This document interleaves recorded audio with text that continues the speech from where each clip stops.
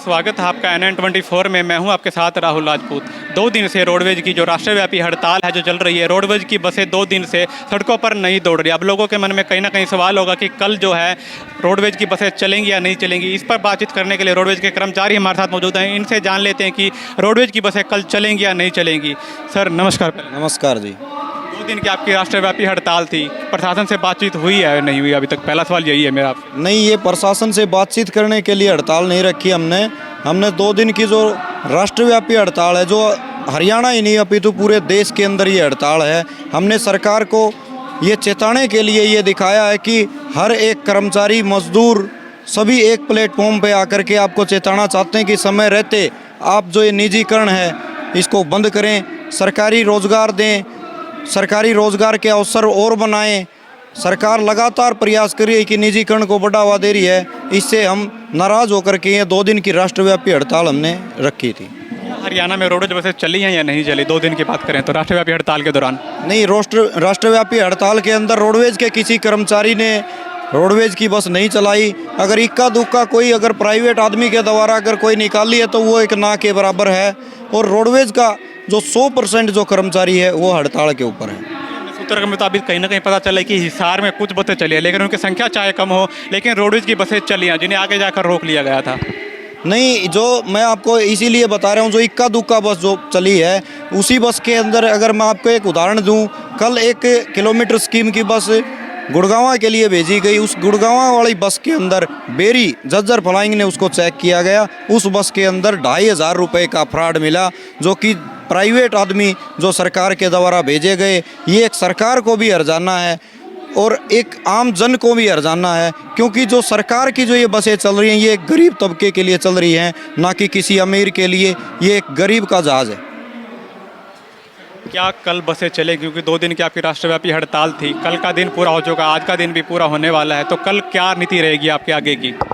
कल हमारी बसें सुचारू रूप से चलेंगी, जो निर्धारित समय से चल आ रही हैं। हमारी यह 2 दिन की ही राष्ट्रव्यापी हड़ताल थी, सरकार को चेताने का काम किया गया है, लेकिन अब भी सरकार नहीं जागी तो आगे की रणनीति बनाकर हम चक्का जाम कर देंगे।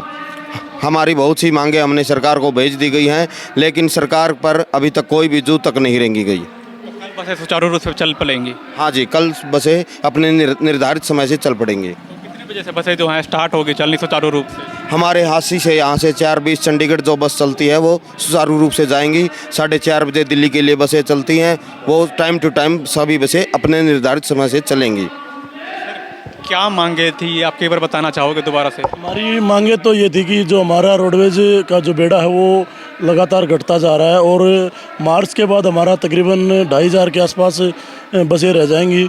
अगर सरकार नई बसें बार बार कह रही कि हम 800 बसें लेके आ रहे हैं, पिछले 8 साल से हम यही गीत सुन रहे हैं अगर भाई हम 800 बसें लेके आ रहे हैं, लेकिन यहाँ लेके आने के लिए एक टायर भी नहीं है सरकार के पास, क्योंकि वो बार बार अपनी अफवाहें बना के जनता के बीच एक गुमराह करने का काम करती है कि भी हमने बस ले आए। यहाँ बस नाम की कोई चीज़ नहीं है।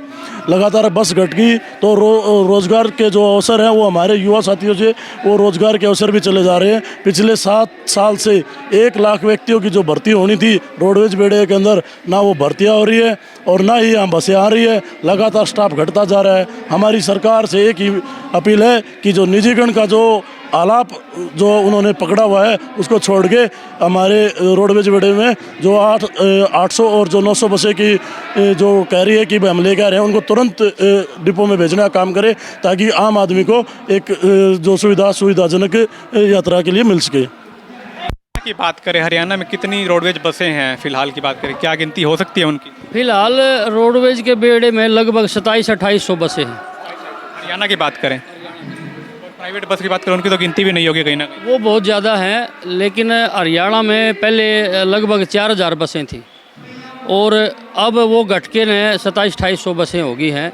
लेकिन हरियाणा की आबादी के हिसाब से, जिस हिसाब से आबादी बढ़ी है, तो हरियाणा के अंदर हरियाणा रोडवेज के बेड़े में 10,000 बसों की ज़रूरत है। ऐसा क्या कारण मानते हैं कि रोडवेज की बसों की संख्या जो है काफ़ी कम है और प्राइवेट बसों की संख्या डबल से ट्रिपल भी होती जा रही है?